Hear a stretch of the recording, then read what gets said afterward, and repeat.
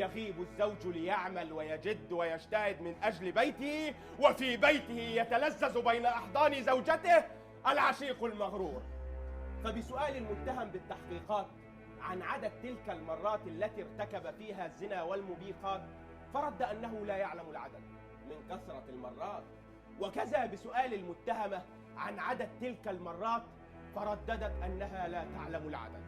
سيدي الرئيس، لقد ضاع منها العدد ولم تراعي أبا ولا ولد، وبعد فترة من الزمان سكن في رحمها جنين، ولا تعلم أهو من عشيقها أم من الزوج المسكين، فوسوس لها الشيطان الرجيم بقتله في رحمها، وأعانها على ذلك عشيقها، فأحضر لها العقاقير الطبية والتي بها تصبح إشكالية الجنين منهية، لا عائبين لغضب رب البرية.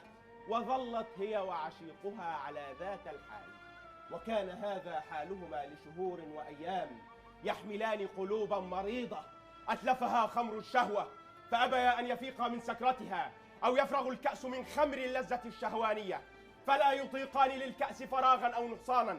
لم يكفيهما أن يمتزج خمر الشهوة في كأسهما بشرف ابن عم المتهم الأول وزوج الثانية، فغمرة النشوة والإدمان على الرذيلة أفقدتهما القدرة على التمييز، فصارا لا يطيقان إفاقة ويصران على الثمالة، وقاما مترنحين من سكرتهما باحثين عما يستعيدان به امتلاء الكأس، ومضيا يتفكران، وخمر الشهوة الغاربة ما زالت تلقي على أعينهما غشاوة، والذي يتعالى ويصرخ في صدرهما أنه لا بد من استعادة امتلاء الكأس ولو بالدم.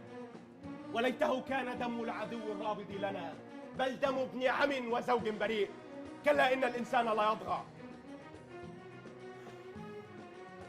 فعرض العشيق على الزوجة أن ينهيا حياة الزوج، فوافقت الزوجة وهللت وباركت ولم تراعي حراما وحللت، وأول ما خطر ببالهما أن يقتلاه ضربا بالرصاص، وكأنها طلقة طائشة ولا يعلم عنها أحد وتخلو لهم الأجواء، ونسوا أن الله قد أمر بالقصاص، ولكن لم يتمكنا من إحضار السلاح الناري.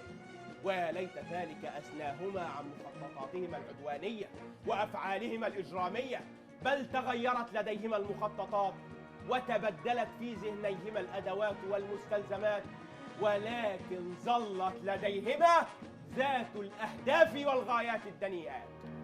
فجاءتهما فكرة شيطانية بيتا لها النية، وهو أن يحضر العشيق للزوجة بعض الأقراص الطبية إذا وضعت للزوج في طعامه ستكون حياته منهية.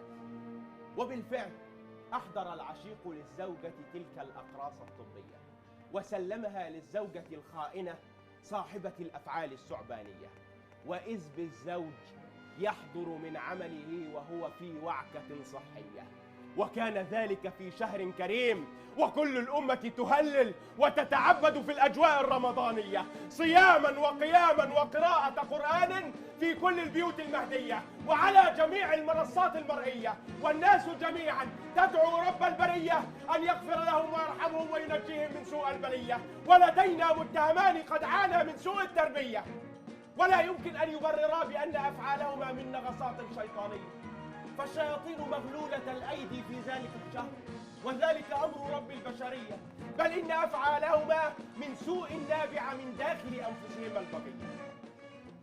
وبدأت المتهمة في التنفيذ ولم تراعي حرمة الشهر الكريم ووعكة زوجها الصحية، واستغلت أن طبيبه أرشده بأخذ محاليل طبية، فوضعت الأقراص القاتلة في المحلول، وإذ بالزوج يستنكر تغيرا في لونه فأصبح لديه غير مقبول. ويا ليت الزوجة الخائنة وضعت ذلك في الاعتبار واعتبرتها إشارة من ربها